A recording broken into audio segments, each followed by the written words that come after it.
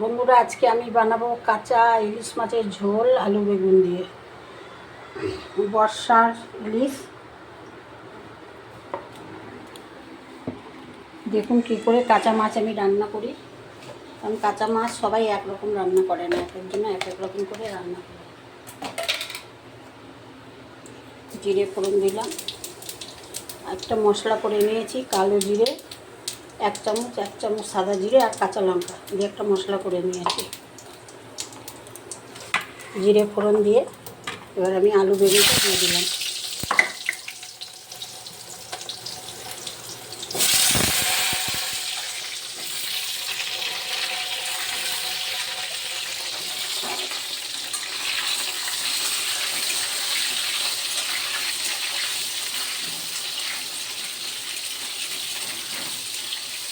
আলু বেগুনটা দিয়ে দিলাম। এবার দেবো আমি এর মধ্যে মাছ, কাঁচা মাছটাও এর ভেতর দিয়ে দিলাম।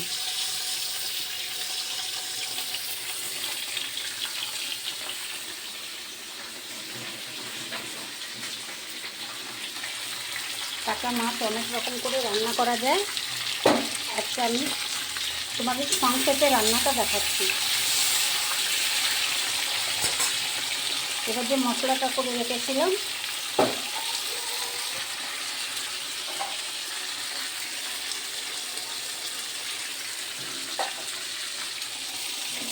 মশলাটাও একটু জল দিয়ে মশলাটাও দিয়ে দিলাম।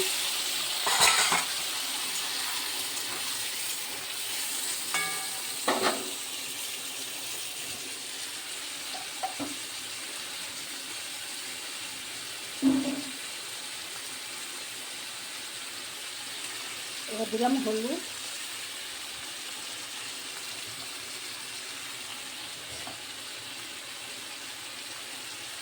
আর দিলাম স্বাদ অনুযায়ী লবণ দিয়ে এবার এই মশলার সঙ্গে মাছটাও সবজি দিয়ে মশলা দিয়ে মাছ দিয়ে একদম কষিয়ে নেবো ভালো করে।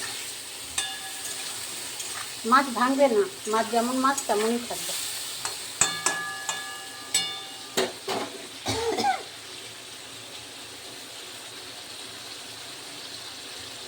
একটু মাছ ভাঙবে না।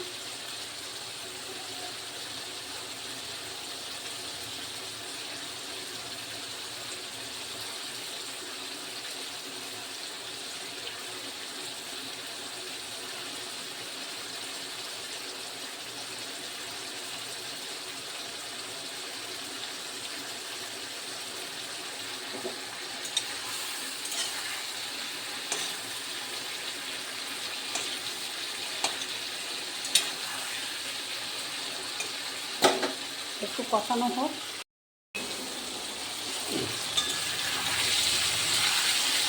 দেখো মশলা দিয়ে তেল ছেড়ে দিয়েছে। আমি মশলা দিয়ে আলু বেগুন দিয়ে একদম কষিয়ে নিলাম।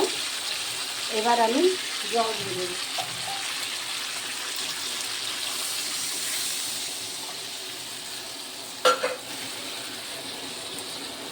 জানি না বন্ধুরা তোমরা কাঁচা মাছ কেমন করে রান্না করো, আমিও অনেক রকম রান্না করি। এইটা আমার সবথেকে সহজ পদ্ধতি মনে হয়, আর খেতেও অপূর্ব লাগে। পারলে বন্ধুরা একদিন এইভাবে রান্না করে খেয়ে দেখবে, খুব ভালো লাগে।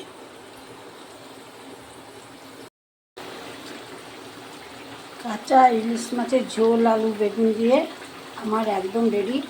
অপূর্ব টেস্ট হয়েছে, আর গন্ধও বাড়ি একদম মমা করছে। যারা এইভাবে একদিন করে খাবেন, যারা খাননি এইভাবে একদিন করে খাবেন, দেখবেন কেমন লাগে।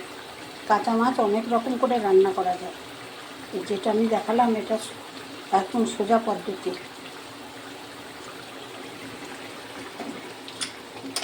একটা মাছও আমার ভাঙে।